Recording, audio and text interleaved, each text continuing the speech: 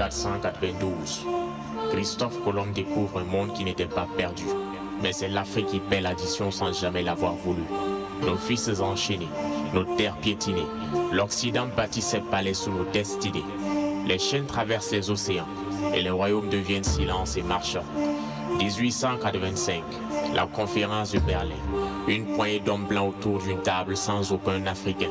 Ils découpent nos terres à la règle et au crayon, comme on divise un bétail sans cœur ni pardon. La haute Voltaire est née sans le consentement, une pièce sur l'échiquier du pillage arrogant, une colonie de plus dans la gueule du lion. 1919, l'AOF, l'Afrique française en Afrique, le pays des hommes intègres réduit à l'état de périphérique, main d'œuvre bon marché, ressources arrachées et les enfants envoyés mourir dans des guerres qui n'ont jamais déclaré. 1960, indépendance écrite sur papier glacé, mais le pouvoir réel est resté condamné. Le colon est parti sans jamais s'en aller et le franc CFA continue de nous surveiller. Les ficelles restent longues et les maîtres changent de danse. Nos dirigeants prêtent serment à deux patries, une pour le peuple, une pour Paris. Le Burkina est libre, mais sous tutelle volontaire. Les coopérations ne coopèrent qu'à sens unique et notre avenir se rédige en langage politique. 1983, un éclair fend le ciel de Ouaga. Un capitaine jeune, intègre, courageux, Thomas Sankara. Il refuse l'aide empoisonnée, défie les sommets de l'Occident. Il donne au peuple sa dignité, au Faso un souffle plus lent. En 4 ans, il fait plus que beaucoup en 40. Mais en 1987, les balles des traîtres gèlent son élan.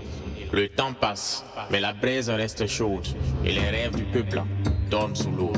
2022, le vent se lève à nouveau. Le Burkina ne veut plus vivre à genoux. Un autre capitaine surgit, l'un des nôtres, le capitaine Ibrahim Traoré. Debout, le poing levé, il parle vrai, il parle franc, il ne tremble pas. Il rend au Burkinabé la voix, la foi, le pas. Il dit non à l'ingérence, non à l'humiliation. Il choisit le peuple, pas les décorations. Le Burkina Faso ne sera plus la cour arrière des empires. Il ne pliera plus face aux menaces en délire.